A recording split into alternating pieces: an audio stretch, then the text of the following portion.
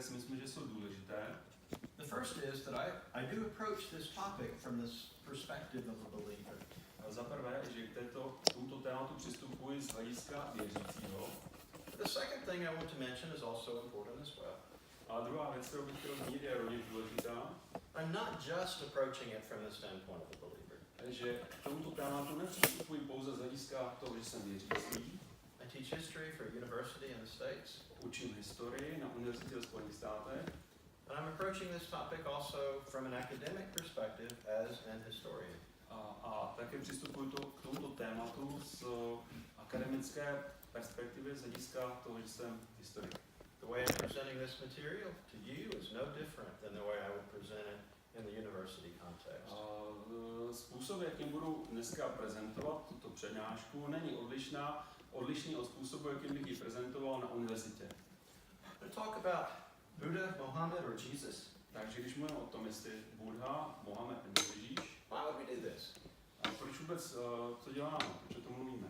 Well, for one reason, because these are three incredibly influential forces in the world. Za prvé z toho důvodu, že se jedná o tři velice vlivné síly ve světě. The numbers themselves show that. A ukazují to i počty těch lidí, kteří se hlásí k těmto osobám. 2.1 billion Christians. 2,1 miliardy křesťanů. 1.3 billion Muslims. 1,3 miliardy muslimů. And only 376 million Buddhists. A jenom 376 milionů buddhistů. That by itself makes it significant. Tak už jenom to vlastně činí to téma důležitým. We have an incredible amount of material to cover. Mám obrovské množství materiálu, kterém bych mohl mluvit. But we're gonna do it. It's gonna work. Zkusíme ho projít. I think it'll be helpful if I explain the outline, the way I want to approach this. Myslím, že pomůže, když řeknu, jakým způsobem chci přistoupit k tomuto tématu. We're going to very briefly describe each one of these religions. Velice krátce popíšu každé z těchto náboženství. Then I'm going to talk for a little bit about the relationship among them. Pak budu mluvit o vztazích mezi nimi.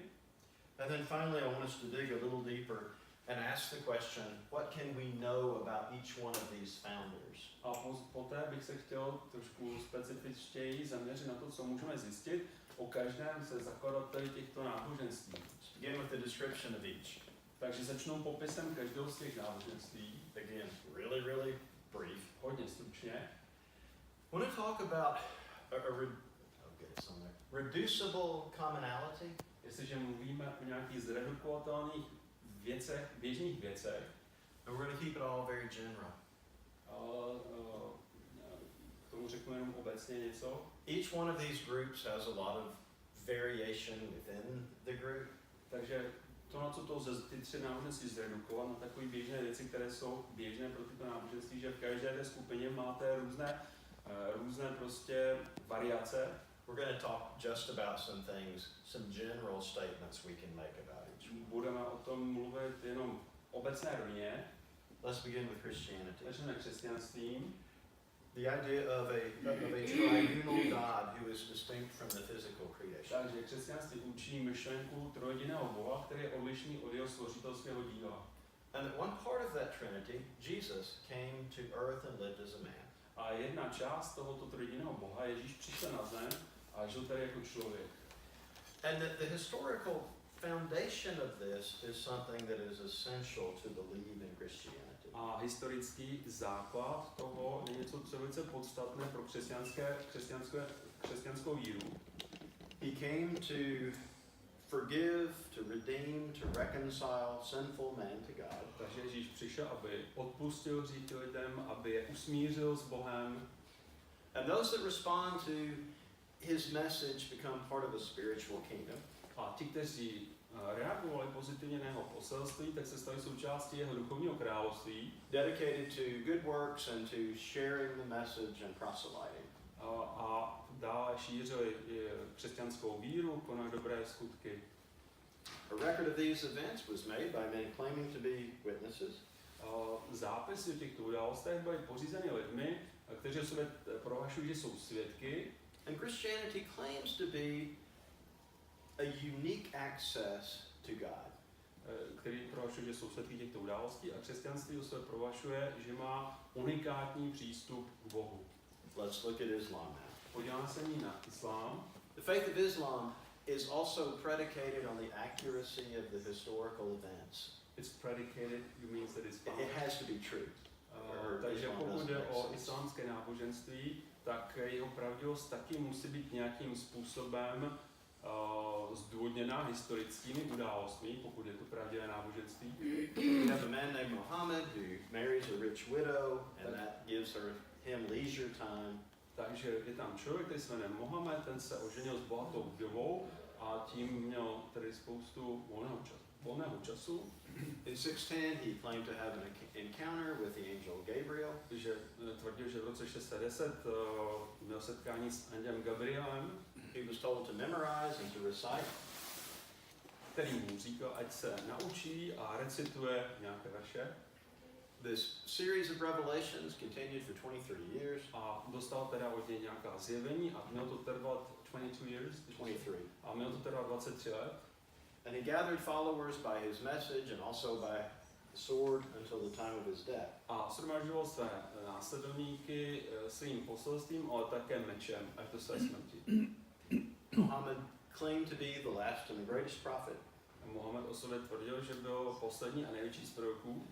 He claimed that not only the things that he taught, but also the example that he set in life created a pattern, a normative pattern for his followers. On říkal, že nejenom ty věci, které on hlásal, ale i způsob, jakým žil, stanovil nějaký normativní vzor, kterým mají následovat jeho následovníci.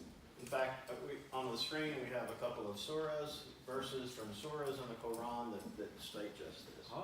Tady na tom slajdu máme taky jeden verš ze Súry 33:21, která o tom mluví právě. We won't read them, I will pick a phrase out of the first one. Nebudeme to celý číst, jenom vyberu nějakou frázi, nějakou větu.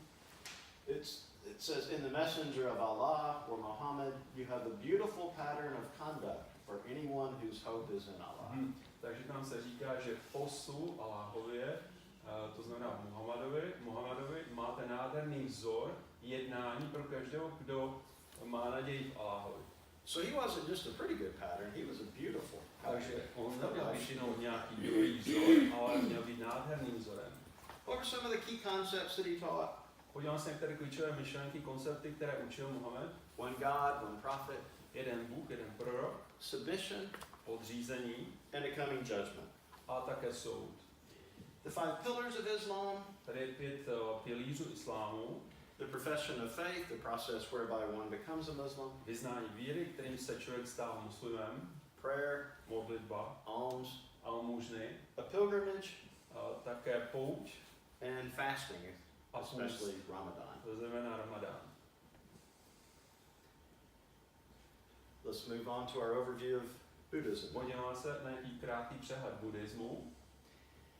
Things get a little more complicated here. Tady se věci více komplikují. Because the historical data is more difficult to assess. The historical data is more difficult to assess, protože ty historické data, která k tomu existuje, je mnohem těžší vyhodnotit. We have Siddhartha Gautama becoming the Buddha. Takže Siddhartha Gautama, který se pak stává Buddhou osvíceným. He may have been born in 632, he might have been born in 560. Možná se rodil v roce 632 před Kristem, možná 560 před Kristem. Perhaps in modern Nepal. Možná v moderním Nepálu.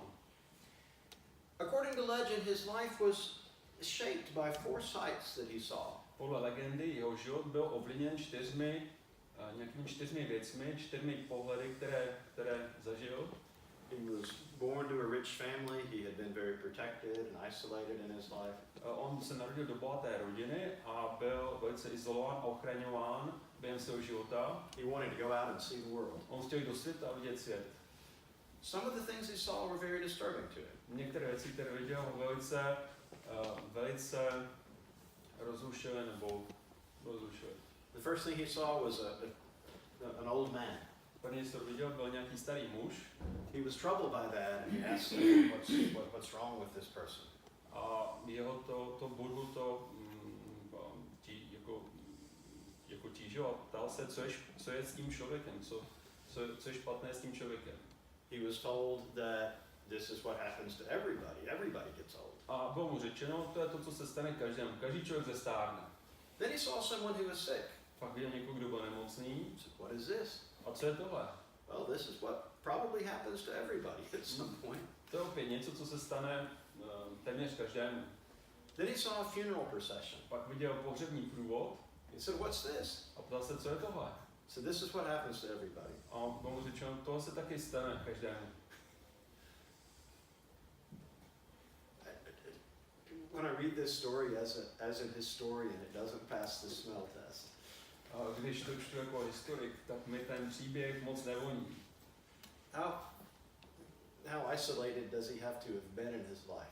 Jak izolován musel být ve svém životě, To not know anything about somebody getting sick or aby getting old. nic nevěděl o tom, že člověk může onemocnět, nebo zestárnout, nebo zemřít. Anyway, the last sight that he saw was a beggar. Takže ten poslední, co viděl, tak to byl nějaký žebrák. And when he saw the happy look on the beggar's face, he decided that was the life for him. A když viděl šťastný obličej toho žebráka, tak se rozhodl, že to je život pro něj. As he created a system that he believed would lead someone to genuine contentment. As he was creating, Yes. as he created. Yes, yeah, he came up with a series. Takže prostě přišel nějakému, nebo vytvořil nějaký systém, o kterém věřil, že dovede člověka k úplnému uspokojení. So everything in life is subject to suffering and frustration. Všechno v životě je podřízeno utrpení a všechno podléhá nějaké frustraci, že se to nezdaří. The cause of this suffering is desire. It's striving after something. Aha. A příčinou toho utrpení je touha člověka, který o něco usiluje. So the key to doing away with this dissatisfaction is to destroy your desires. Takže klíčem k tomu, jak se odvrátit od toho neuspokojení, jak se vyhnout tomu neuspokojení, je, že člověk nebude po ničem toužit.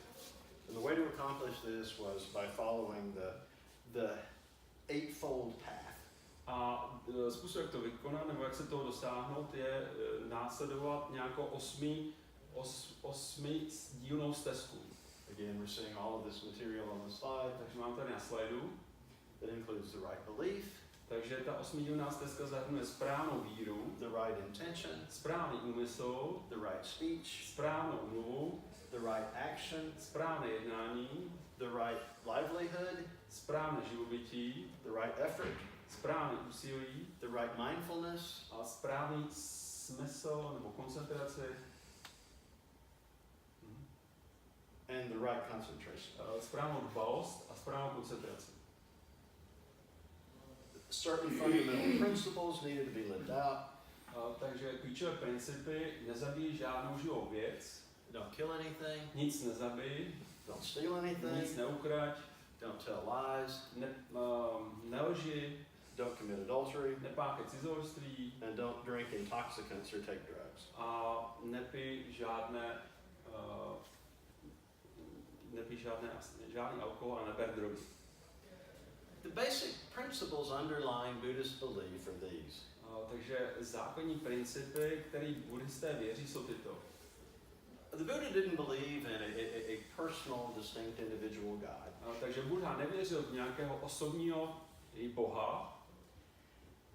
Ironically enough, later some would come to view him as being divine. Je ironie, že později někteří považují Buddhu za zbožtělého.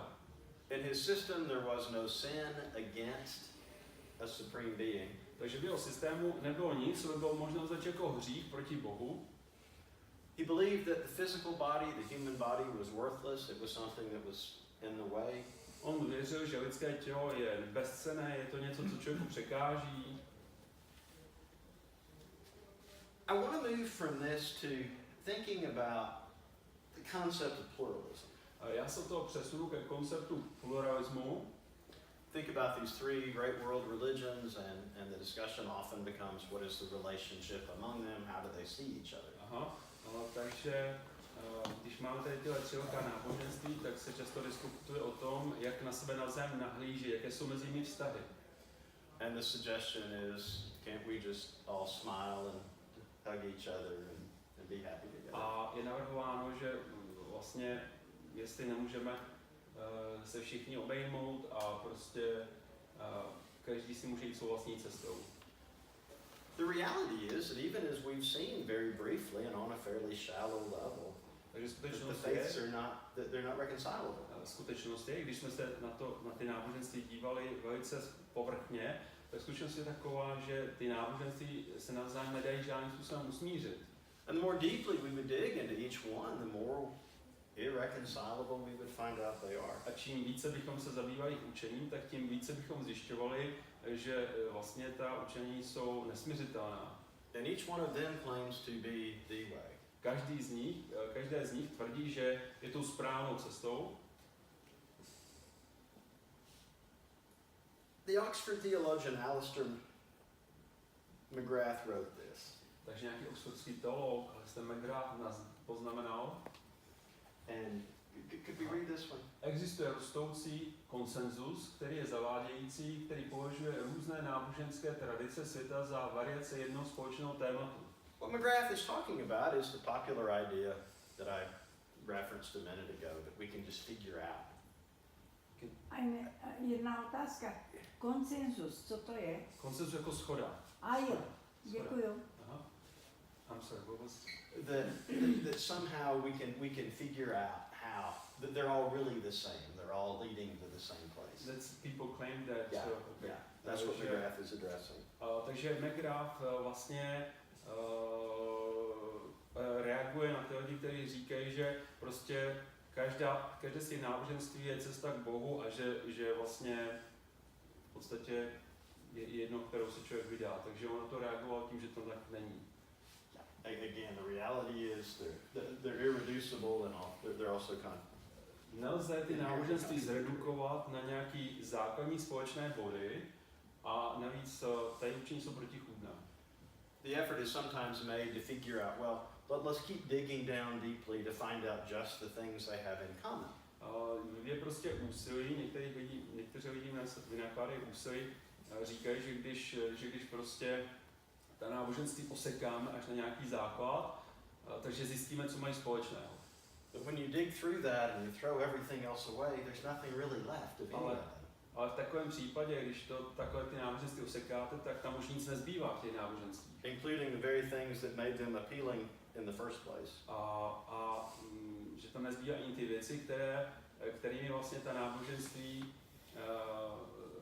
apelují na lidi, nebo pro které ty lidi se pro ty náboženství rozhodli. An effort is made to say, well, it's really only the ethics of each one that matters. Opět někteří lidi říkají, že vlastně záleží jenom na ty etice těch náboženství, na těch nějakých mravních pravidel. The problem is these ethics aren't just pulled out of the air. Ale problém je, že ty mravní pravidla ty nevisí někde ve vzduchu. These ethics grow out of the fundamental principles of each faith. Ale ty etické pravidla jsou položeny na nějakých základních principech těch náboženství. And when you take those fundamental principles away, there's nothing left. A když ty základy toho náboženství odstraníte, osekáte, tak vlastně z toho náboženství nic nezbývá. And what do I mean by contradictory? Co mám na mysli tím, když jsem říkal, že ty náboženství jsou protichůdná? We could really have spent all night and a few more nights giving concrete examples of this. Mohli bychom tady strávit hodně času tím, že bychom dávali konkrétní příklady, kde jsou ty náboženství protichůdná. Let me just give one. Dám jenom jeden příklad. There is no doubt in historic Christianity, the claim is made that Jesus is God in the flesh. He is the Son of God. Takže není pochybnosti v křesťanství, že Ježíš Kristus tvrdí o sobě, že je Bůh v lidském těle. If the Quran is clear about anything, jestliže Korán je v něčem jasný, it is clear that Jesus is absolutely not the Son of God. Tak je jasný v tom, že tvrdí, že Ježíš není Boží syn. And one of the most terrible sins you can commit is adding partners to God. A že nejhorší hřích, který se můžete dopustit podle islámu, je, že když budete k Bohu přidávat nějaké další rovnocenné bytosti. Now by formal logic, one of them may be wrong, Takže z logiky vyplývá, že jedno z těch náboženství se může mýlit, or both of them may be wrong. nebo obě se mohou mýlit. But they're not both right. Ale nemůžou být obě pravdivá. This kind of fundamental contradiction is not resolvable. It's not Takže reconcilable. tyto základní rozpory jsou neřešitelné. Different efforts are made to say, well, no, we can still go deeper. We can go beyond that. A pak jsou zase jsou taková úsilí, které říkají, že prostě můžeme se přesto přenést přes ty rozpory. Various philosophers say things like, well, each one of these is just a representation of an underlying reality. Takže někteří říkají filozofové, že každé z těch náboženství nějakou reprezentací nějaké reality, nějaké části skutečnosti. Each one of these represents a cultural effort in its own place and time to say what that ultimate reality might be like. Takže každé z nich je pokusem, každý z náboženství je pokusem vlastně vyjádřit, jaká je ta what is that ultimate reality? The ultimate underlying reality. What is the ultimate spiritual reality or any reality? The supreme being reality. Aha, takže každé z nich je vlastně pokusem jako vyjádřit co je ta konečná boží autorita nebo skutečnost. Islam is just what the Arabs came up with to try to figure that out. Že islám je to, s čím přišli Arabové, když se na to snažili přijít, co je Bůh, nebo kdo je Bůh. Christianity is just what the West came up with to try to explain it. Křesťanství je zase náboženství, se kterým přišli lidé ze západu, aby se snažili vysvětlit Boha, even though Christianity didn't really come from the West. Ačkoliv křesťanství nepřišlo ze západu. But there's an underlying reality that each one of these is imperfectly trying to describe. Je tam nějaká realita, nějaká skutečnost, kterou se každý z těch náboženství snaží nějakým způsobem vyjádřit. And this famous Eastern analogy is used to try to show that. A nějaké slavné východní analogie použita, aby jako příklad toho. You recognize the slone here. Vidíte slona. The 6 guys are blind. A těch 6 mužů, ty jsou slepí.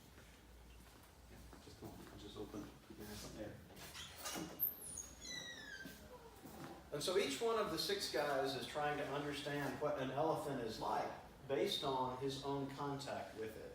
Takže každý z těch 6 slepých mužů se snaží přijít na to, co je to slon na základě svého kontaktu s slonem. It's like a tree, it's like a wall, it's like a road. Jeden z nich říká, je to jako strom, další je to jako provaz, další jako had, nebo jako ventilátor a tak dále, nebo jako zeď. And so this analogy is used to try to prove that each one of these world religions is like the blind guy. Each one is just seeing some little part of it. Aha, takže tato ilustrace vlastně má být, nebo prostě je to použito jako analogie, kterou se vysvětluje, že vlastně každé z těch náboženství se snaží přijít na téhož Boha svým způsobem. But this approach is fundamentally flawed. Ale tento přístup je celý špatně. Multiple reasons. Z mnoha důvodů. One is, while it's claiming to try to validate each religion, what it's really doing is invalidating all religions. Aha.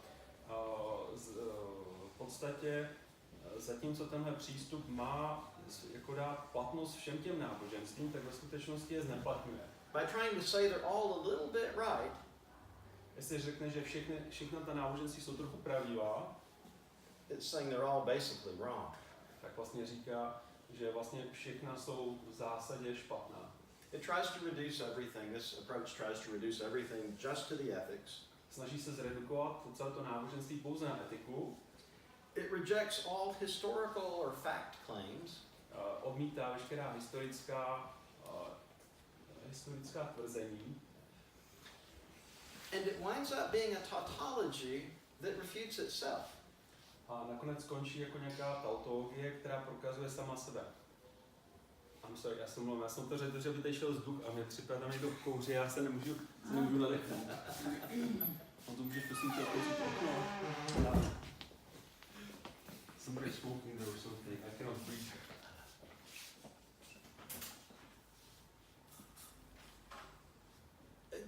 There's an accompanying arrogance that goes with this. Takže s tím jde prostě nějaká, nebo to doprovází nějaká arogance. That's self-contradictory. The arrogance of Is also self-contradictory. Nějaká arogance, která si taky odporuje. How is that? Jak tomu je? Jak je tomu? Somebody has figured out that nobody has figured out what God is like. Takže někdo přišel na to, že nikdo nepřišel na to, kdo je Bůh. And this person who has figured out that nobody has figured out what God is like is smarter than all of everybody else. A ten člověk, který přišel na to, že nikdo nikdy nepřišel na to, jaký je Bůh, je chytřejší než všichni ostatní. That think they have figured out something God is like.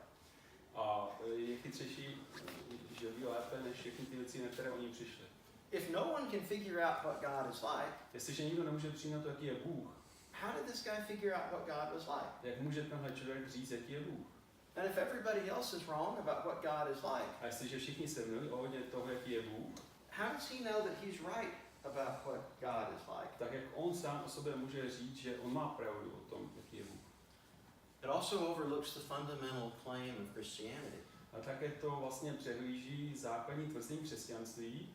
The Judeo-Christian tradition says, yeah, there's a problem with man knowing God. A judeo-křesťanské náboženství říká, že ano, je problém mezi vztahu mezi Bohem a člověkem. So God did something about that. Takže Bůh něco ohledně toho udělal. He came in the flesh to show himself to man. Přišel v těle, aby se ukázal lidem. And as someone has said, if you could read this quote, A někdo řekl, pokud by tato analogie měla odrážet historické křesťanství, slon by uzdravil slepotu a osobně se představil. Protože křesťanské tvrzení říká, Bůh se osobně, intimně, jedinečně a rozhodně odhalil Ježíši Kristu. I want to move from that to thinking a little bit about the idea of tolerance. Takže já si to od toho přesunu k myšlence tolerance.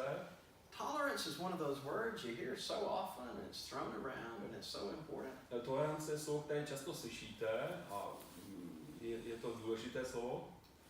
But it's also one of those words that very often when I hear it, I think, this person doesn't have a dictionary apparently. Aha, ale to také slovo, které když slyším, když ho někdo použije, tak si říkám, že ten člověk neví, co to slovo znamená.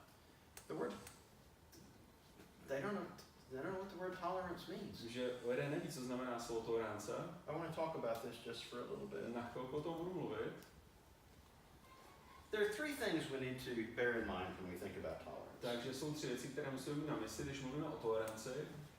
I'm not exhibiting intolerance simply by disagreeing with you about something. Já neukazuju intoleranci jenom tím, že s vámi nesouhlasím. The second thing is, true tolerance means that I show respect for the person, but not necessarily accept the idea. Pravá tolerance je, že ukážu respekt vůči člověku, ale neznamená to, že nutně přijmu jeho myšlenky. Think about the word tolerance. Přemýšlejte o slovo tolerance. If we agreed with each other, we wouldn't be tolerating each other. Jestli bychom se vždycky ve všem shodli, tak bychom se navzájem netolerovali. Tolerance is only possible when we are disagreeing about something. Tolerance je možná jenom tehdy, pokud se na něčem neshodneme. And tolerance also presupposes the idea that there is some absolute right and wrong. A tolerance předpokládá myšlenku, že je nějaká absolutní pravda, nebo že existuje absolutní pravda, nebo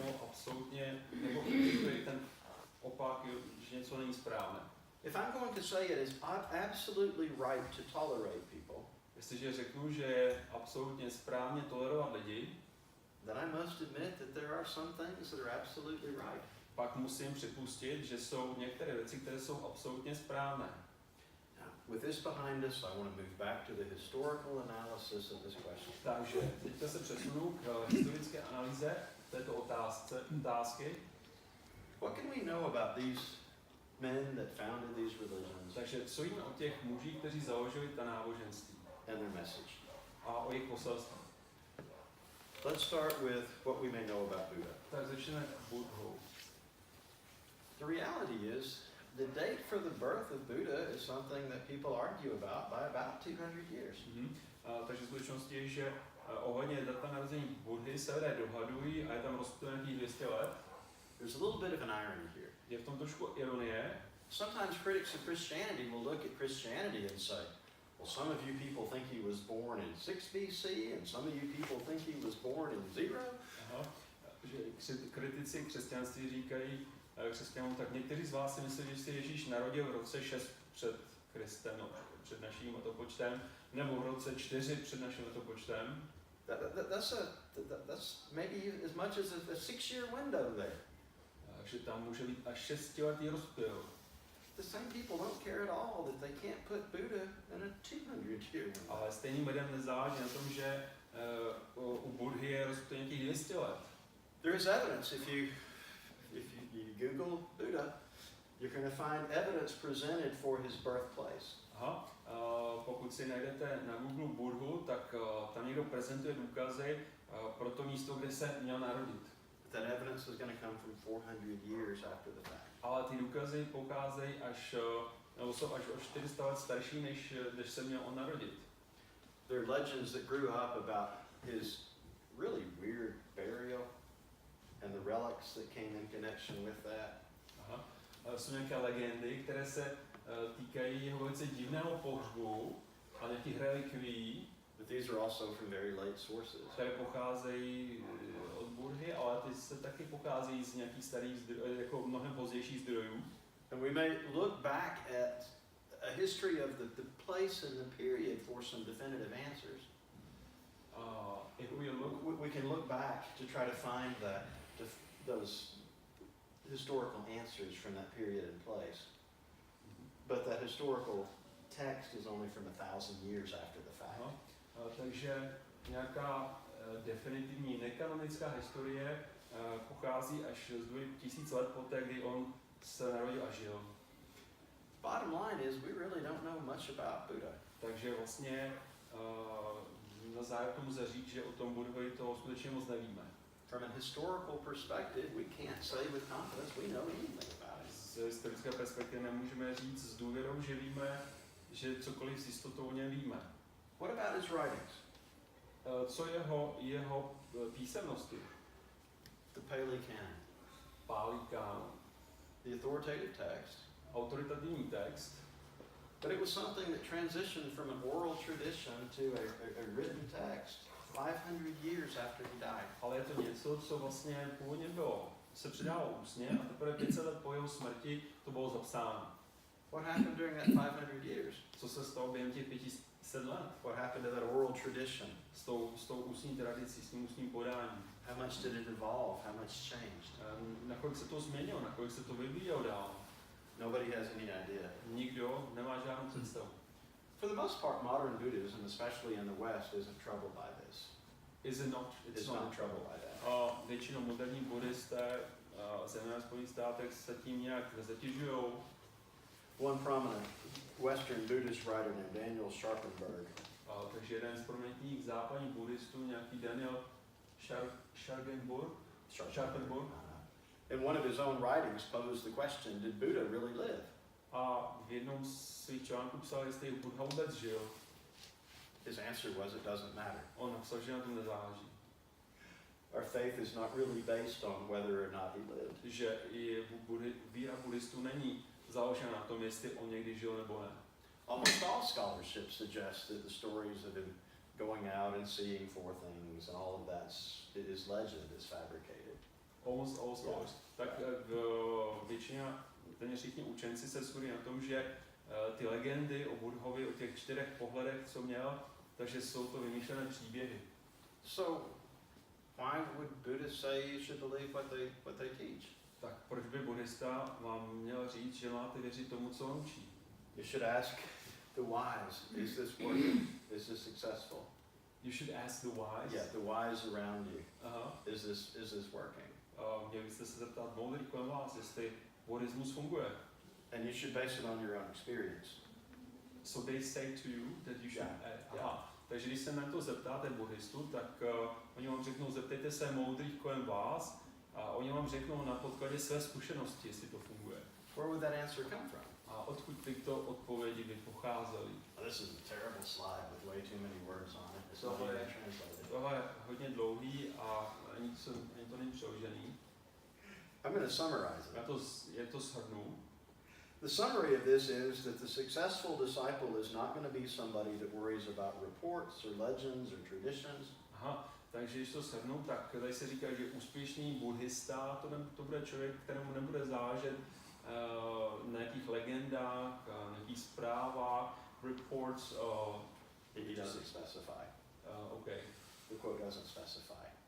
It's going to be reports about historical events. Yeah, reports, legends, and something else. Traditions. Až mu nezáleží na těch tradicích. Or scripture.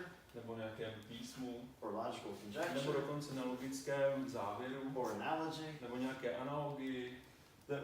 The wise disciple is going to figure out if it's true based on his own experience and what wise people around him say. Že moudrý buddhista zjistí, jestli to pravda, ten buddhismus na základě své vlastní zkušenosti a na základě zkušenosti jiných moudrých buddhistů. And who wrote this? A kdo to napsal? Well, Buddha himself. Buddha wrote Yeah. Že to napsal sám Buddha. Maybe. Možná. If that was really part of something he actually said in the beginning. Pokud je to skutečně část něčeho, co někdy on řekl. And we have no idea if that's true or not. Vůbec nemám představu, jestli to řekl nebo neřekl. But I want to look at what to me is the bigger question. A pro mě je větší otázka. And that is, does it matter if Buddha really lived? A to je, jestli záleží na tom, jestli Buddha skutečně žil. Does it matter if he found nirvana sitting under a tree? Jestli skutečně našel nirvánu tím, když seděl pod stromem. Did he really learn how to be content on a grain of rice a day? Jestli se skutečně naučil, jak být spokojen, jak spokojeně žít s jedním zrníčkem rýže denně. I think it matters. Myslím, že na tom záleží. I like the design of that airplane on the right. Líbí se mi tady ten design toho letadla tady. But I'm not sure I'd get on it and fly. A nejsem si jistý, že bych chtěl do něj nastoupit a letět v něm. I would really want to know who the designer was. Chtěl bych vědět, kdo je designér. That he had actually flown the plane. A že si skutečně vyzkoušel to letadlo osobně. And it had successfully landed. A že úspěšně přistálo. Before I'm willing to risk my life. Než bych já byl ochoten riskovat svůj život. Flying on his airplane. A letět jeho letadlem. I'd really like to know a little bit more about Buddha and the success that he had. Chtěl bych vědět více o Buddhovi a úspěchu, který měl. To me, saying it doesn't matter if he lived or not is a bit like saying, I don't know if it's ever successfully landed. Aha, pro mě ta otázka, jestli Buddha žil a jestli na tom záleží nebo nezáleží, je stejný jako jestli záleží a nezáleží na tom, kdo zkonstruoval to letadlo. I want to move on now, though, to thinking about Mohammed. A teď se posunu dál k Mohamedovi. What can we know about his life? What can we know about his message? Co můžeme vědět o životě a o jeho poselství? Islam is a faith that is very deeply rooted in history. Islám je víra, která je hluboce zakořeněná v historii. It makes very specific historical claims. Tvrdí, má nějaká specifická historická tvrzení. Mohammed saw this, he did this, Říká, že Mohamed to viděl, on to zažil.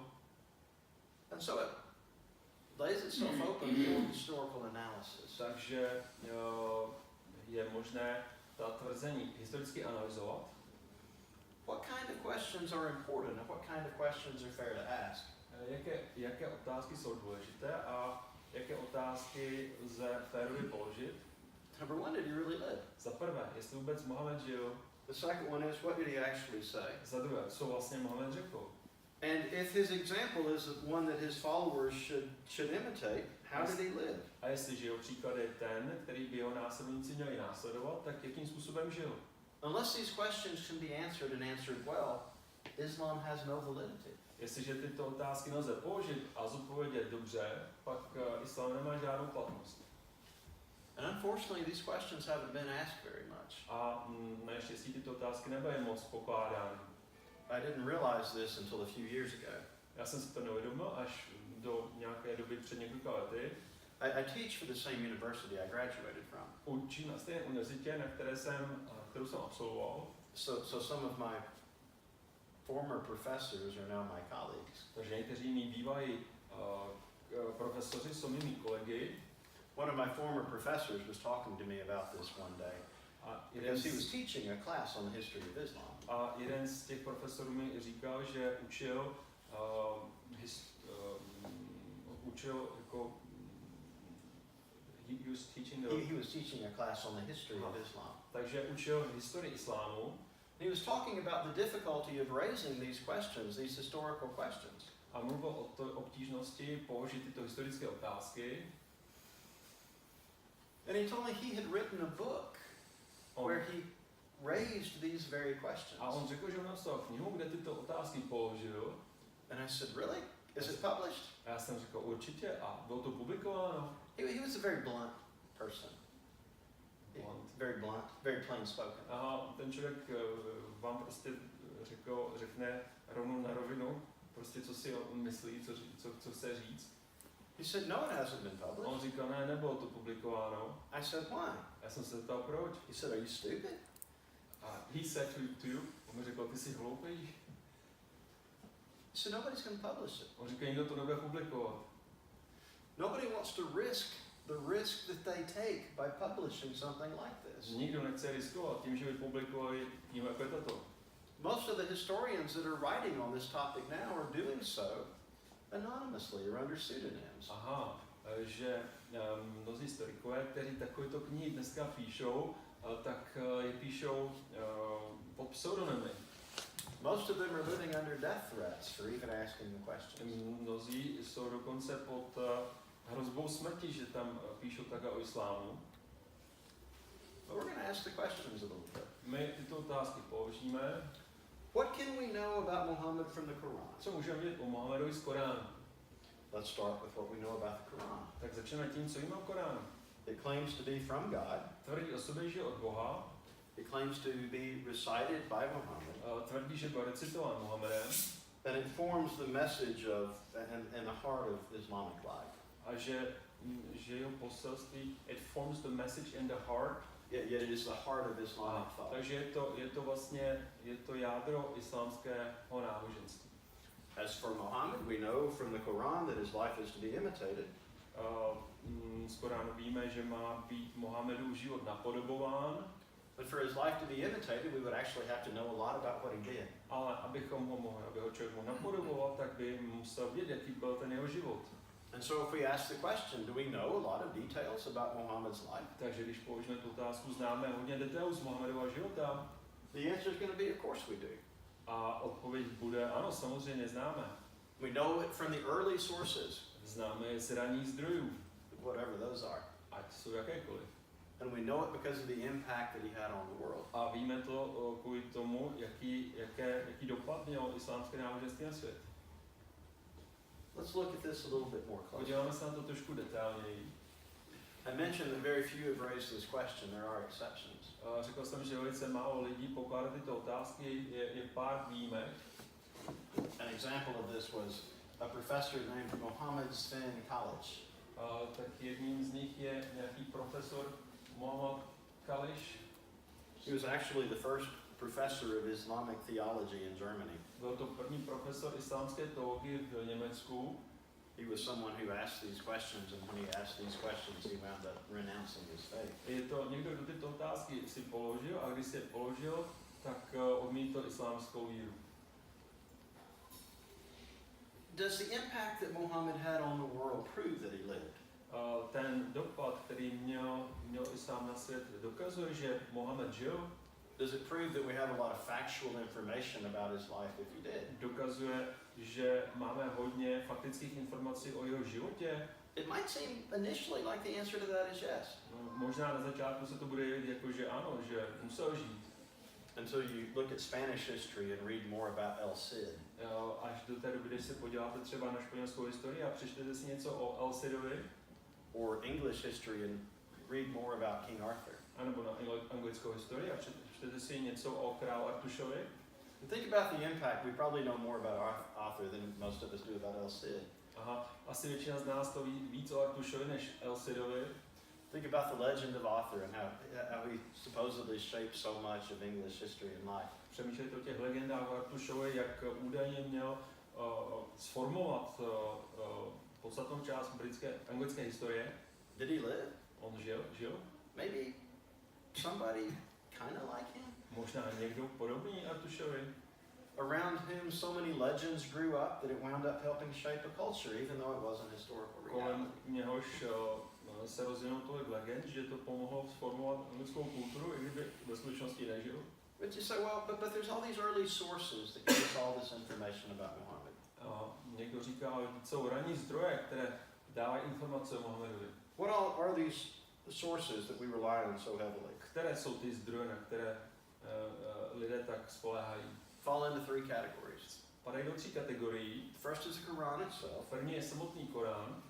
The second is a huge group of writings called the hadiths or the traditions. Druhý, to je velká skupina, do které spadají hadísy nebo tradice. And the third is relatively early biography.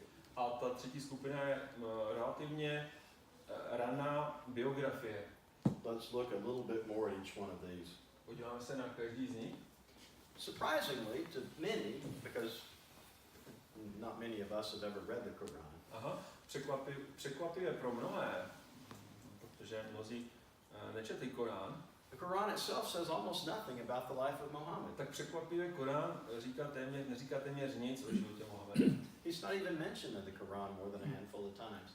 A v Koránu je zmíněn možná párkrát. And the information that's there is other questions about that too because of the text. A pokud je tam zmíněn, tak to ještě vyvolá nějaké další otázky kvůli tomu textu.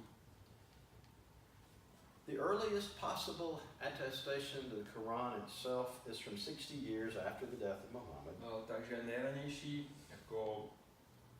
nejranější osvědčení o tom, že byl nějaký Korán, tak to pochází až z doby nějakých 60 let po smrti Mohameda.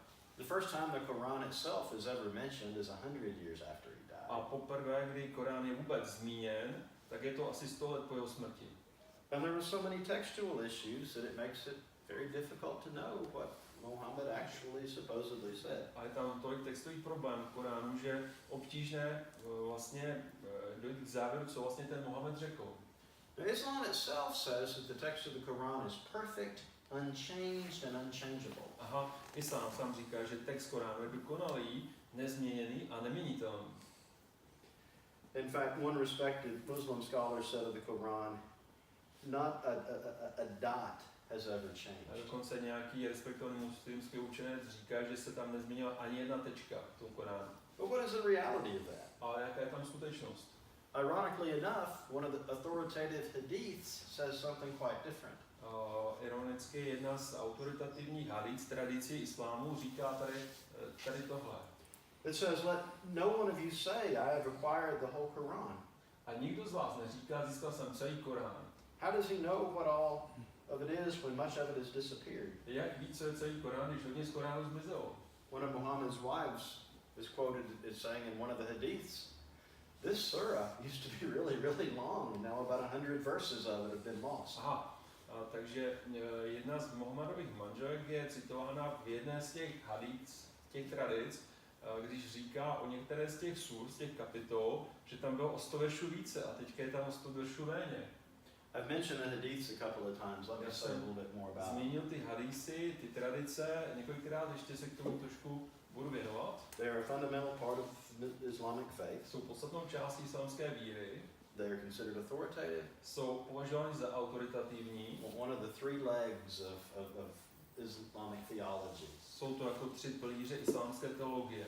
And they're a primary. Jedna ze 3 pilířů islámské teologie. They are the primary source of details on Muhammad's life. A oni jsou tím primárním zdrojem o Mohamedově životě. But as we think about the makeup of the hadiths, A když přemýšlíme o tom, jakým způsobem ty hadísy vznikaly, things get a little more complicated. Tak věci se komplikují. Because the hadiths were written late. Za prvé, ty hadísy byly napsány pozdě. they're contradictory, za druhé si protiřečí and they're often matters of convenience. a každý si je vykládá, jak se mu to hodí. What do I mean by that? Co tím mám na mysli? Let me say this quickly. Tady to rychle nějak shrnu. Let me give a couple of examples. Dám několik příkladů. We have this terrible long slide here that I'll just summarize. Já tady shrnu tady tenhle slide. During the siege of Mecca, supposedly Mohammed jumps down into a ditch they're building and helps break a rock. Takže během obléhání Meky údajně Mohamed skočil do nějakého příkopu, který tam hlubili a he jumped into the ditch and he what? He took a hammer and was helping break a rock. Aha, takže vzal prostě nějaké kladivo a nebo nějaký krumpáč a pomáhá rozbít tam nějakou skálu. And each time he hit the rock, a lightning came from it. Pokaže, když zasáhl tu skálu, tak se zajiskřilo. It must have had some metal in the rock. Takže asi tam byl nějaký kov v té skále asi. One hadith explains that as symbolic of how local areas will be conquered by Mohammed. Aha, takže jedna hadísa to vysvětloval tak, že to byl symbol toho, že každé to zajiskření znamenalo, že Mohamed dobije další okolní území. As time passed and they conquered more areas, it was written down again but explained a different way. Když uplynul nějaký čas a muslimové dobili další území, tak už to bylo vysvětlováno trošku jinak. This time it's not about how Mohammed's going to conquer Yemen, it's how he's going to conquer something much further away. Tentokrát to nebude nějaký Jemen, který že to nebylo jako symbol toho, že dobude nějaký blízký území, jaký Jemen, ale že dobude nějaký mnohem vzdálenější území. Tak to bylo vykládáno. And by the third time the story is told, Mohammed said he was going to conquer the Greeks. A po třetí, když to někdo předvyprávěl v jedné z dalších tradic, tak to mělo znamenat jako symbol toho, že dobije Řecko. Another example that's more significant for our political climate today. Další příklad, který je významnější pro naše politické klima v dnešní době. Abd al-Malik decided he didn't want his people traveling to Mecca on pilgrimage. Takže nějaký Arab al-Malik se rozhodl, v době, kdy žil, že nechce, aby ho lidé cestovali do Meky na pouť. So he forced one of his scribes Takže přinutil jednoho z písařů, to invent a hadith. aby vymyslel nějakou hadísu. The hadith said that to make a pilgrimage to the mosque in Jerusalem A ta hadísa říká, že vykonat pouť do mešity v Jeruzalémě was better than going to Mecca, bylo lepší než jít do Meky. and that a prayer said in Jerusalem was better than 1,000 prayers said in other holy places. A modlitba, která je pronesena v Jeruzalémě, je 1000krát lepší než modlitba pronesena na jakémkoliv jiném místě. And for centuries since then, this is still an authoritative hadith. A to je doposud je to součástí těch autoritativních tradic hadís. And for centuries and centuries, Muslims have not realized that part of the reason Jerusalem is such a holy place for them A po staletí si museli neuvědomili, že jeden z důvodů, proč je Jeruzalém pro ně svaté místo, posvátné místo, is because a ruler was trying to manipulate his population. důvodem bylo to, že jeden z vládců se snažil manipulovat se svými obyvateli. What can we say about Muhammad? A co můžeme říct o Mohamedovi? There probably was some guy named Mohammed, Pravděpodobně byl nějaký člověk, který se jmenoval Mohamed, but there's no reason for us to think we know much about what he said or did. ale není žádný důvod si myslet, že víme hodně toho, co řekl nebo dělal. There is a fairly standard textbook on the history of Islam published by Cambridge Press. Je nějaká standardní učebnice ohledně historie islámu, která je publikována Cambridge Press jako cambridgeská publikace. It's typically used in graduate and doctoral programs. Používá se vlastně pro vyšší studium, třeba pro doktorské studium. There's a great line in this book. A v té učebnici je jedna úžasná věta, So if Muhammad were alive today že kdyby Mohamed byl dneska naživu and he looked at Islam, a podíval se na islám, he would have no idea what he was saying. tak by neměl vůbec žádnou představu, co to je za náboženství. Simply not possible to make the connection. Není tam žádná spojitost s Mohamedem. I want to finish up by creating a contrast, demonstrating a contrast between Mohammed, Buddha, and what we see and know about Jesus. Takže chtěl bych dokončit tím, že budu mluvit o Ježíši a dát ho do kontrastu s Mohamedem a s Budhou a to, co víme o Ježíšovi. Unlike the issues with the Pali Canon or the Quran, Na rozdíl od těch problémů, které má ten Pali Kanon toho Budhy, nebo který má Korán, we have access to multiple texts from followers within a reasonable range for witnesses. takže máme přístup k mnoha manuskriptům novozákonních písem od Ježíšových následovníků. Sometimes I read stuff that the critics say, and I think, I don't know how dumb people can be. Aha. A critic of the Christianity. Yeah. Někdy, když čtu kritiku od kritiků křesťanství, tak si říkám, že jak můžou být lidé hloupí. 1947, 1948, fairly significant period in your history, maybe? Rok 1947, 1948, docela důležité ve vaší historii. How many years ago was that? Před jakou dobu to bylo? About 70? Asi 70. I'm a historian, not a mathematician. Já jsem historik, ne matematik. About 70 years ago? Asi 70 let. Most of us probably know someone who can be a legitimate source and witness of some of those things that took place. Většina z nás zná někoho, kdo v té době žil a byl i svědkem těch událostí. 70 years is a long time. 70 let je dlouhá doba, But it's not so long that there can't be credible primary source witnesses. ale není tak dlouhá, aby nebyly hodnověrní, aby nebylo možné dohledat hodnověrné svědky událostí. And the gap between the life of Jesus and the writing of the Gospels is not nearly that big. A mezera mezi Ježíšovým životem a sepsáním novozákonních písem není ani tak velká jako těch 70 let. And you have multiple texts from those who knew these witnesses as well. Existuje mnoho textů, there are multiple texts, from people who knew these eyewitnesses. takže mnoho textů novozákonních písem od lidí, kteří znali ty svědky.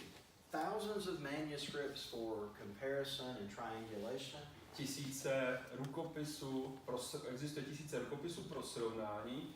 And triangulation, what do you mean by that? Triangulation, so you can compare and figure out where it comes together. Aha, takže existuje tisíce rukopisů, které lze srovnat a vidět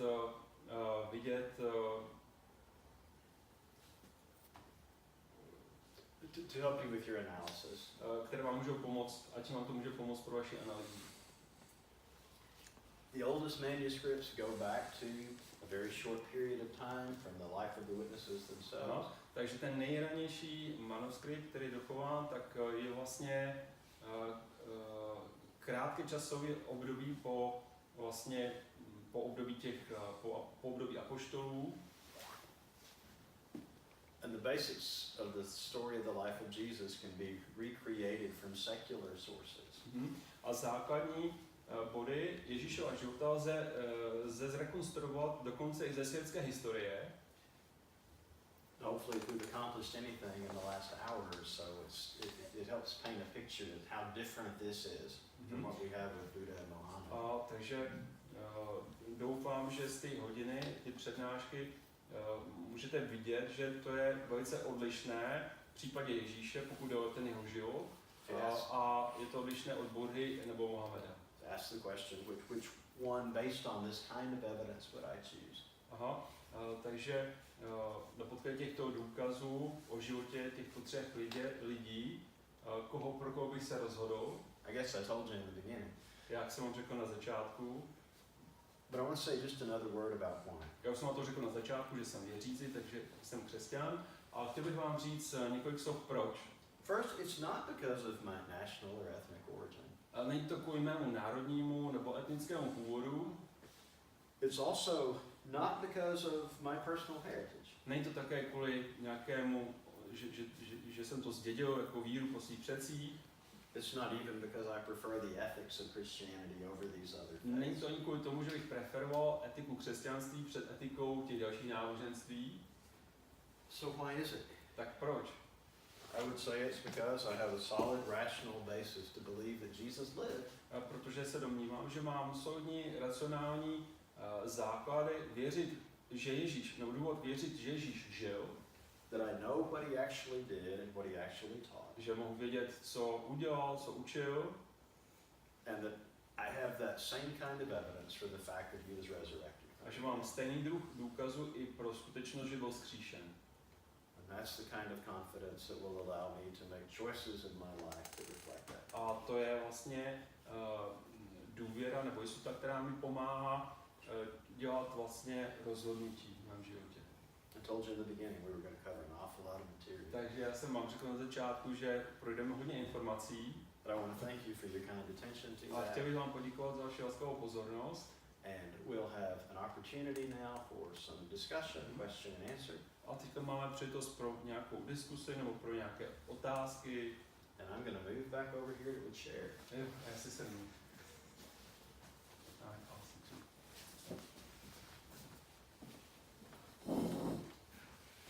Jinak vlastně my pořádáme přednášky víceméně s nějakou pravidelností a máme i na svých webových stránkách, je to křesťanská církev.cz, 3xmitv.křesťanskácírkev.cz a tam jsou vlastně i videa těch přednášek, takže na ty bych chtěl odkázat, tam hodně těch přednášek a jestli máte nějaký dotaz, který se týká tohoto tématu, nebo chcete něco komentovat, nebo něčem diskutovat, nebo máte nějaký jiný dotaz, který se týká víry, nebo Bible, nebo Boha, tak můžete klidně položit.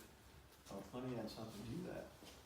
Anybody wants a copy of the PowerPoint? Jestli by chtěl někdo kopii toho PowerPointu, Robert will be happy to provide that. tak já ji mám, tak já vám ji poskytnu. Jo, dobře. Povídejte. Já děkuji za inspiraci, protože já měl několikrát už přednášku na téma je Allah a Hospodin v závorce JHVH nebo jsem, Aha. jeden a tentýž Bůh. Mr. says that he went to some lectures which discussed whether Allah and God, Jehovah, the Tetragrammaton is the same one God. Dostal jsem se k tomu studiu islámu díky tomu, že jsem se dohadoval s monsignorem Halíkem, který je zastáncem toho, že je to jeden a tentýž Bůh, že je to. S čímž já absolutně teda Mr. says that he began to study Islam after he had some discussion with Mr. Halik, he's some influential person in the Czech Republic, who was saying he's a Catholic, but he's saying that Allah and Jehovah are the same. So Mr. says he disagreed with that and he was studying it more. pustil jsem se i do studia buddhismu a hinduismu. He also began to study Buddhism and Hinduism. A myslím si, že křesťanství má určitou možnost se s tím buddhismem domluvit, tolerovat. That Christianity has some space where we can agree or tolerate Buddhism. Ale v žádném případě tam nemůže být žádná shoda s islámem. But there cannot be any agreement with Islam. Takže já jenom díky vám se teď pustím, že já jsem to, že to není jeden Allah a Hospodin, že není jeden a tentýž Bůh, jsem dokazoval právě na prorokovi a Božím synovi. The fact that God and Allah are not the same, I was proving on the Prophet Mohamed and God's son Jesus. A teď teda tu svoji sféru rozšířím, že se pustím tak, jako vy jste rozebral vlastně ty, jak říkají muslimové, ty dva proroky. So he wants to basically study more based on what you were saying. He wants to study more. Thank you very much. You're welcome. And the stuff I provided on the history of Mohammed, Ty věci, které jsem tady, o kterých jsem mluvil, o historii Mohameda, I suspect was the newest or the most surprising stuff that I presented tonight. se jedná o nějaké nejnovější nebo možná nejpřekvapivější věci, které se týkají Mohameda. Let me just say a couple more things about that. Chtěl bych tomu říct ještě pár věcí. You know, historical analysis is done on the life of Jesus. Did Jesus live? What can we know about Jesus? Historická analýza byla provedena, pokud jde o Ježíšův život. Jestli skutečně žil, co můžeme vědět o jeho životě. You know, it's analyzed and it's torn apart and it's scrutinized. Je analyzován, je rozpitván, kritizován. And that's fine. To je v pořádku. Let's do rigorous examination and analysis. Je to v pořádku, ať se nemohou udělat analýzu, ať si to můžou zhodnotit. But let's not be afraid to do the same kind of rigorous academic analysis on the life of Mohammed. Ale není potřeba se obávat dělat stejnou analýzu i na život Mohameda. And when you do, it doesn't hold up very well. A když tak činíte, tak ten Mohamed z toho nevychází moc dobře, pozitivně. The second thing, there are some really good sources out there for somebody who does want to do some more reading. Existují i některé dobré zdroje pro toho, kdo chce více číst. If you want those, please contact Robert. Jestli chcete vědět, tak mě kontaktujte. And I will be sure Robert has the information.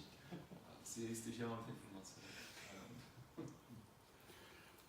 Jenom jestli ještě můžu, tam u toho Koránu si myslím, že je potřeba zdůraznit, že teprve nevím kolik desetiletí poté jeden z chalifů nechal sepsat Korán a všechny ty podklady nechal spálit. With Quran, it would be good maybe to mention that one of the caliphs had written the official version of the Quran and had all the other manuscript burned. Yeah, let me say a little bit more about that. Trošku k tomu bych řekl něco. It is that is a tradition that may be accurate. To je jedna z tradic, která možná je přesná. I'm sure that was something they would be willing to do. Já jsem si jist, že je to něco, co by oni ochotně udělali. But the oldest existing text is actually inside the Dome of the Rock on the Temple Mount. Ale ty nejstarší existující texty, které existují, tak jsou na Chrámové hoře v Jeruzalémě, v tom skalním domě. And it's such a strange combination of texts that are in the Quran and texts that are not in the Quran. A je to taková divná kombinace textů, které jsou v dnešní době v Koránu a textů, které v dnešní době nejsou v Koránu. And the texts that are in the Quran, it's kind of a weird it's kind of a weird text of it. Nebo jsou tam jako nějaké divné formulace. That has caused historians to go back and say, we really don't know exactly when the Quran came together. Které vlastně způsobily, že historikové vlastně říkají, že my vlastně nevíme, kdy ten Korán v té podobě, jak je dneska je prezentován, kdy vlastně takhle byl složen. It may not be even as early as Uthman. Možná to nebylo ani tak brzy jako v době Uthmana. So it's just another big question. Takže to je další jako velká otázka. But he makes a very good point, an important point about that there not being variations in manuscripts. Aha, ale říkáte dobrou myšlenku, že tam nejsou jako nějaké rozdílné jako variace v tom textu, v těch textech. Because of a willingness to destroy variations and persecute anybody who argued for Ale je to kvůli tomu, že vlastně kvůli té ochotě zničit všechny variace a pronásledovat všechny, kteří učí něco jiného. Bych se chtěla jenom zeptat, teďka je ta otázka, když ti muslimové si sami mezi sebou nedohodnou, zabíjí jeden druhýho, takže kde začnete s tím Koránem? Kde začíná Korán, kde končí a kde je to jenom prostě nějaká vymyšlená kniha, to je ten problém. Lady speaks about Muslims which kill each other, and the question is where begins Quran, where it ends, and what is in it, and what is Quran, or what is not Quran. Yeah, you've got two really big issues there that she raises. Tam jsou dvě velké problémy k tomu, co jste říkal. One is, as she suggests, even not all modern Muslims agree on what the proper text of the Quran is. První je, že ani muslimové v dnešní době se neshodnou na tom, který text Koránu je správný. And the second one is how to understand it. A druhý problém je, jak porozumět tomu Koránu. I'm not trying to embarrass anybody, but I'm going to ask everybody a question. Nechci nikoho strapnit, ale každému bych položil otázku. If you've read the Quran, please raise your hand. Jestli jste četli Korán, tak zvedněte ruku. Ne, já jsem jenom letmo. She just briefly look at it. You have to take it in small doses or you'll get a headache. Musíte si to brát po malých dávkách, jinak se to dostanete bolehat. It's so poorly written and vague generalities and hard to figure it out. Je to tak pouze jako napsáno, takové vágní obecnosti tam jsou a takový prostě otázky, jako co to vůbec znamená. And you got the whole problem of abrogation, this concept of abrogation. The concept of abrogation, Yeah, somebody made it where one thing replaced another thing. Sure. Okay, let me explain the concept. The Quran's filled with contradictions. Korán je naplněn rozpory. Everybody knows that. Každý to ví. But the Islamic explanation is, well, God said this, and then a few years later he replaced it with something even better. Aha, oni říkají, no dobře, Bůh tohle řekl, ale za pár let později to nahradil něčím lepším. It's not a contradiction, it's just To není rozpor, an improvement. je to zdokonalení, more light. But here's the problem. A tady je problém. The Quran's not arranged chronologically. Korán není zorganizovan chronologicky. It's arranged based on the number of verses in each chapter. A je zorganizovan podle počtu veršů v každé kapitole. So Muslims themselves don't agree which came first. Takže muslimové sami nesouhlasí, která z těch kapitol byla dříve. And the third problem is most of the explanation, most of the commentary comes from the hadiths. A třetí problém, většina vysvětlení a komentářů pochází z těch tradic, těch hadís. And the hadiths are all over the place with the contradictions and the weird stories and the A ty mistakes. hadísy jsou plné divných příběhů a plné rozporů. So she's exactly right that Muslims themselves have this really complicated issue of trying to sort things out. Takže máte pravdu, muslimové sami mají ten obrovský problém, který prostě nemůžou nějak řešit. By the way, I said there were 3 legs to Islamic doctrine. Říkal jsem mimochodem, že tam jsou 3 pilíře islámského náboženství. There's the Quran itself, the hadiths, Korán, ty tradice, hadísy, and also the voice of the community. a pak ještě hlas komunity. Kind of what everybody believes right now. Síra. Jinými slovy je to, čemu zhruba všichni věří. Problem is, again, their community is pretty divided about some things. Ale problém je v tom, že ty muslimské komunity jsou docela jako rozhádané. Ještě chci říct, už jenom to, když v tom Koránu, teda já to nečetla, ten Korán, ale když v televizi prostě ti muslimové jdou podle toho, že prostě ti mladí, jejich syni, když zabijí ty lidi nevěřící, tak přijdou do nebe a tam na ně čekají ty pany, ty poctiví ty a můžou s něma tam mít sex. Tak člověk tomu prostě nepřichází vůbec na tu myšlenku, že něco takového si můžou myslet. So lady says that she hasn't read Quran, but from TV, some TV program where they had something about Muslims, Islam, that Muslims they approve their children when they go and kill other unbelievers, and if they get killed, they get to heaven and they'll be there with the virgins and they'll have sex with them. And the lady says that she cannot understand how can have this kind of idea at all. Yeah, let me say a couple of things about that. I seem to be carrying everything tonight. first thing, again, it's real hard to generalize. There's some Muslims that believe that, and there's some Muslims that absolutely don't believe Za that. prvé, nelze úplně to, já se k tomu vyjádřím, ale nelze to úplně zobecnit. Jsou prostě někteří muslimové, kteří tomu věří a jsou další, kteří tomu nevěří. It varies very much from country to country, from branch of Islam to branch of Závisí Islam. to země od země a větev od větve islámského náboženství. You know, being a Muslim woman in Turkey and as opposed to being a Muslim woman in Saudi Arabia, they're two very different things. Být muslimská žena v Turecku a muslimská žena v Saudské Arábii, to jsou dvě naprosto odlišné věci. Second thing is I want to say though, it goes back to one of my last slides where I said I don't reject Islam because I don't like its ethics. Aha, druhá věc se vrací k tomu, co jsem řekl v jedné z těch prezentací, že neodmítám islám kvůli tomu, že by se mi nelíbila jeho etika. I have to say this really carefully, and I still know somebody's going to misunderstand it. Já to chci říct velice opatrně a stejně mě asi někdo nepochopí. Jestliže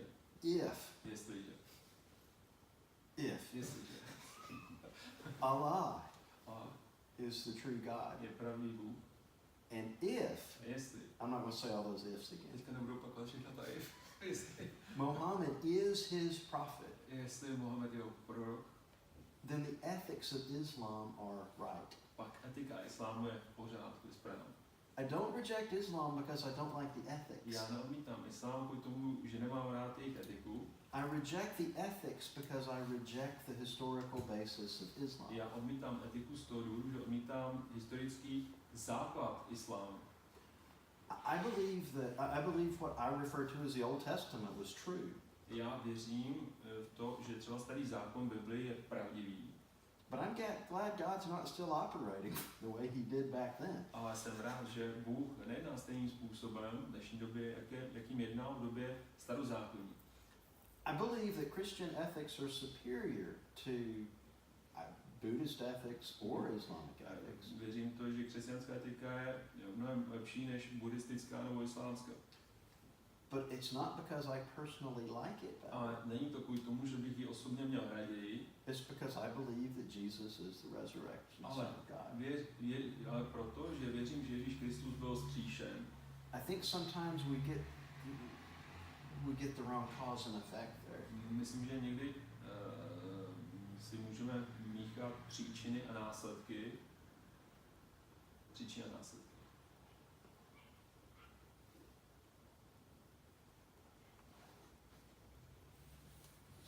Prosím. Já akorát nevím, na jaký materiálu jsou napsané ty texty v tom Jeruzalémě, v té Al-Aqsa. Mr. is asking that what is the material where the Quran texts are written in the rock of the dome in Al-Aqsa. It's inscribed in the building itself. In the stone? Yeah.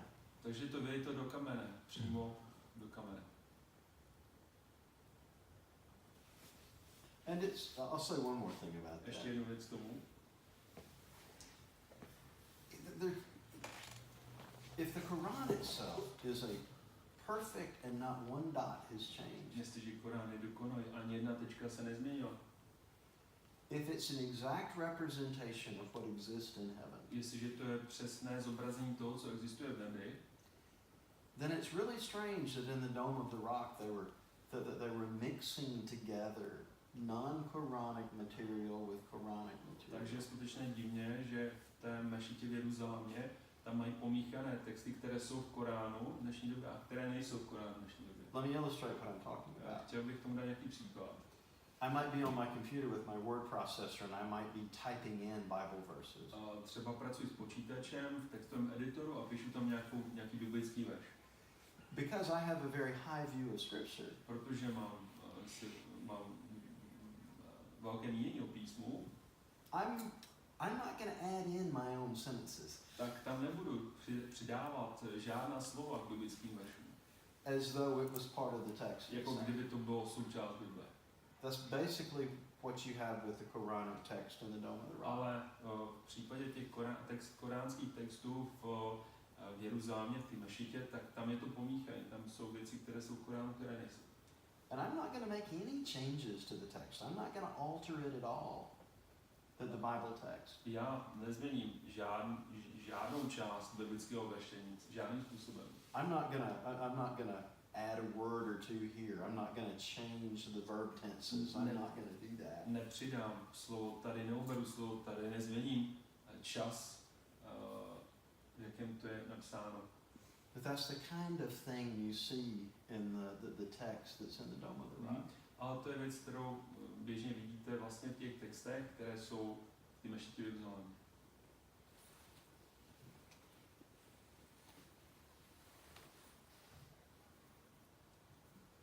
Ale jakou mají představu muslimové jako nějaké prostředí v tom, je to něco jako taky duchovní prostředí? Ještě jednou, jaký je Jakou mají představu o tom prostředí nebě? What is the Muslims idea, Islam idea of the heaven? Is it like a spiritual environment? No, not very spiritual. Ne moc duchovní. Not in the normal sense of spiritual. Ne duchovní v normálním smyslu slova duchovní. If you're thinking about you're surrounded by virgins who are feeding the figs and other stuff. Aha. Když vlastně to reprezentuje to nebe, kam se dostanou ti muslimové, že tam budou s těmi panami, které budou krmit, jo, já nevím, co všechno ještě. No, I meant doing other stuff. Yeah. Okay.